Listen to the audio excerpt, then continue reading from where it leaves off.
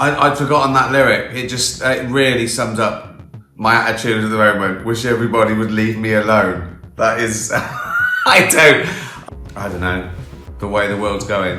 I just want to be left alone. I don't do anything anymore. Can't be bothered. I can't be fucking bothered. He's like a cockroach, the only thing that survives after nuclear Armageddon. It's an extraordinary situation that he sticks to this absolute self-belief. Yeah, you're never going to work again. Ricky Gervais just made Keir Starmer look completely detached as Labour's election disaster exploded, because Ricky sounded closer to the public mood than the Prime Minister himself. He joked about wanting everyone to leave him alone, and that hit hard because Britain feels tired, expensive, angry, and trapped under Starmer's joyless leadership. True democracy is citizen-led. Politics needs an update. We demand a people's house! You're a fucking liar, and I'm going to do everything in my power to try and make that a reality for you. Whilst I'm young, whilst I'm naive, and whilst I've got an awful lot to learn in life, I can still see the bigger picture. Ricky Gervais was not standing at a political podium waving graphs around like some exhausted Labour strategist trying to rescue another disaster interview. He was joking about staying home, avoiding parties, and turning everything down because he cannot be bothered anymore. We've taken that to mean nonsense as well. What a load of bollocks. It's a real English word. What a load of bollocks. Like pointless, someone's talking shit, or your team played awfully. What a load of bollocks that was. That sounds exactly like the mood spreading across the country right now. People look at politics and just switch off. They hear Starmer talking about national renewal while businesses shut down, pubs disappear, high streets collapse, and inflation keeps squeezing families. Then Starmer appears on television, telling everybody the economy has stabilized. Stabilized where? In what universe? Certainly not the one ordinary people are living in every day. And most of all, we stabilised the economy. No, you didn't. What load of nonsense! What stabilised the economy? It was mad. There's more and more people being thrown out of work. Businesses are closing down. The high street's under threat. Pubs are closing down. It's an absolute... Inflation is under control. Inflation is not under control. Then Starmer rolled out that dramatic speech about democracy, crisis, and protecting Britain from division. And honestly, it sounded like somebody trying to narrate the trailer for a disaster movie while standing inside the disaster itself. We are in crisis, they kept repeating during the event. Well, congratulations, Keir. At least somebody in your circle finally noticed. Britain feels tense, frustrated, and politically drained.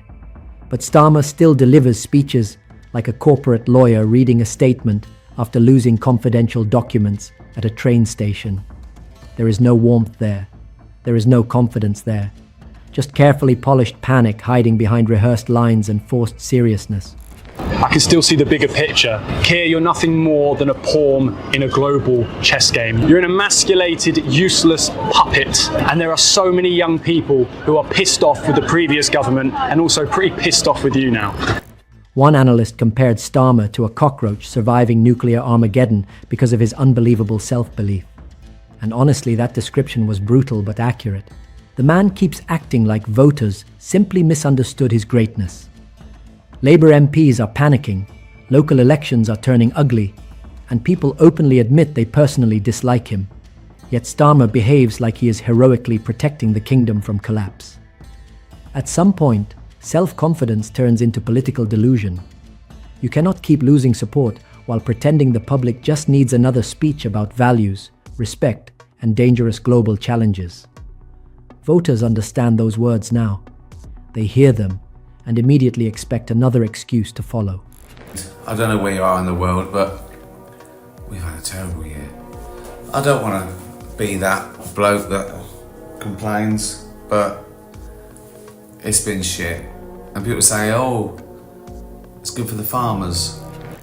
The real humiliation arrived after Labour lost control of Worthing Borough Council.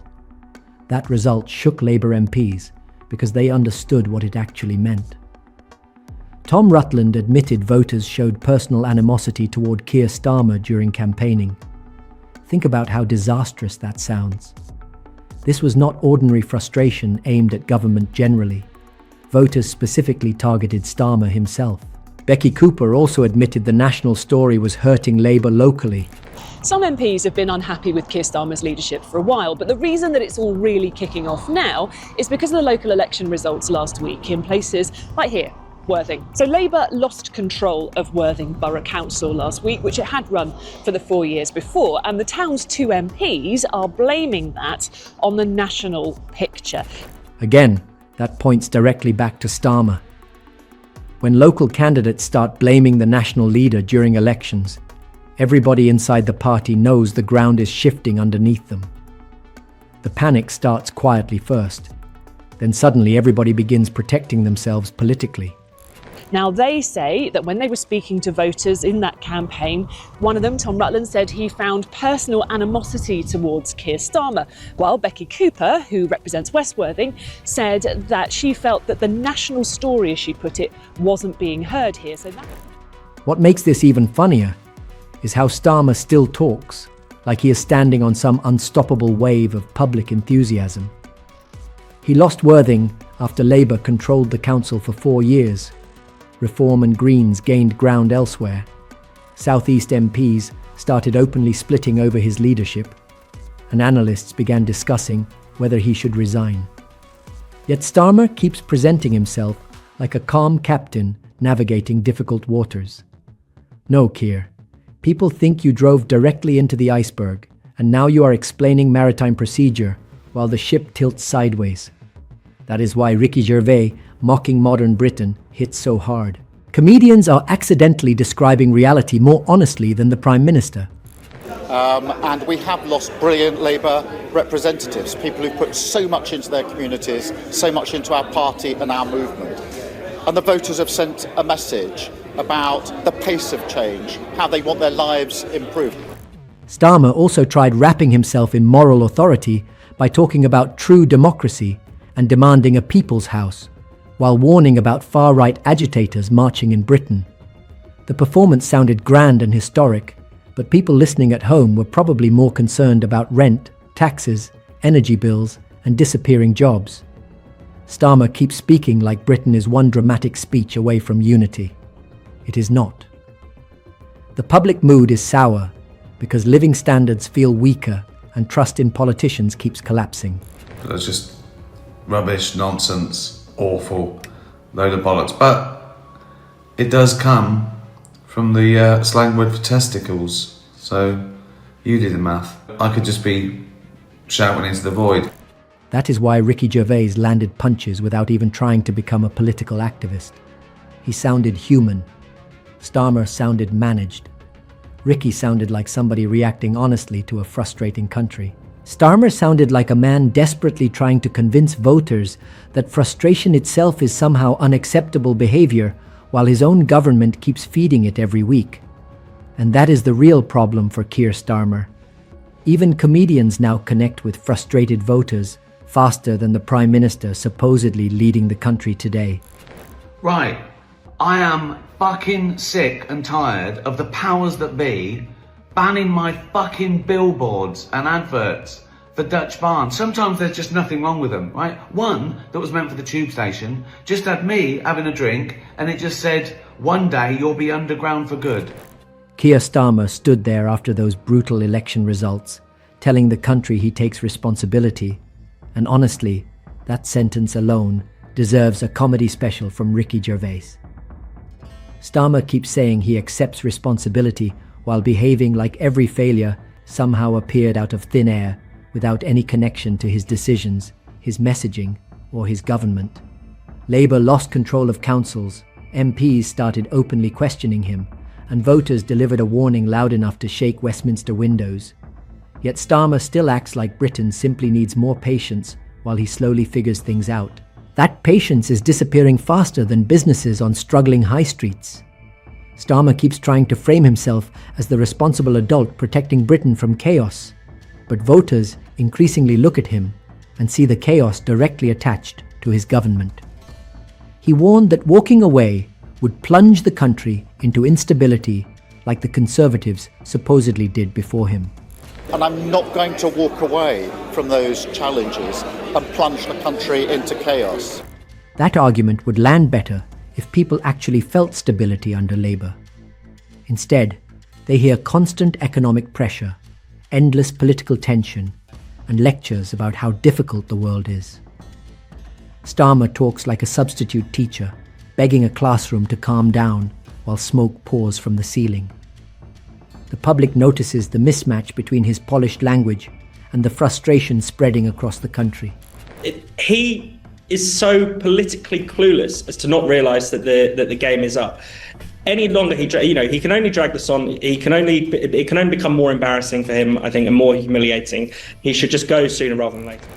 Then came the economy discussion, and this is where Starmer's messaging completely fell apart. Labour figures tried claiming they stabilised the economy, and the reaction was immediate disbelief. Businesses are shutting down. More people are losing work.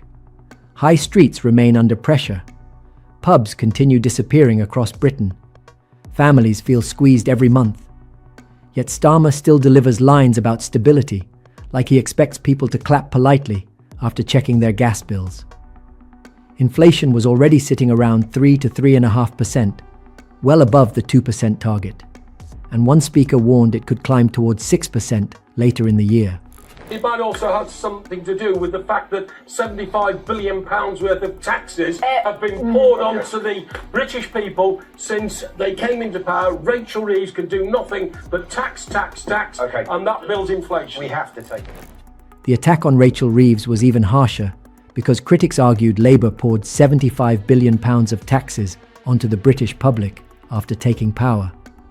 That number matters because ordinary voters already feel overwhelmed financially. People hear about tax increases while Starmer tells them brighter days are ahead. And naturally, they start wondering whether this government understands normal life at all. Critics argued Reeves only knows how to tax, which then fuels inflation further. Whether Labour likes it or not, that argument sticks emotionally because people already feel poorer. Starmer cannot simply repeat economic stability enough times until empty wallets magically disappear from existence. Keir Starmer is going nowhere! Listen to it! So just as I take responsibility for the results, I also take responsibility for delivering the change that we promised, for a stronger and fairer Britain that we must build. What really damaged Starmer, though, was the growing sense that even younger voters are turning against him. One furious speaker called him a liar, a pawn in a global chess game, and an emasculated puppet destroying the country and even the wider world.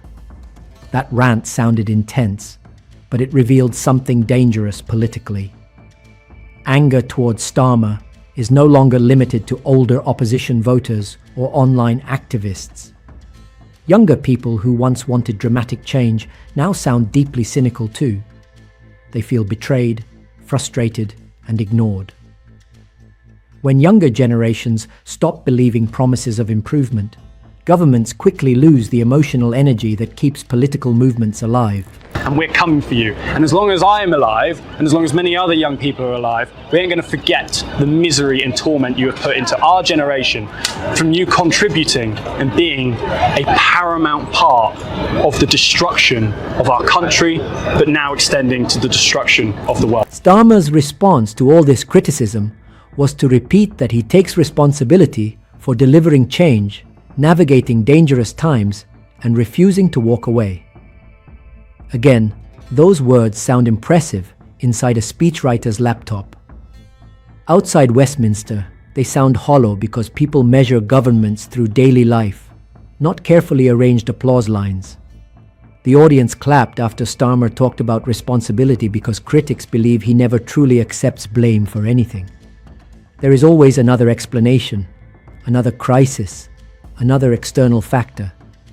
At some point, voters stop hearing leadership and start hearing excuses wrapped inside formal language and lawyer-style phrasing.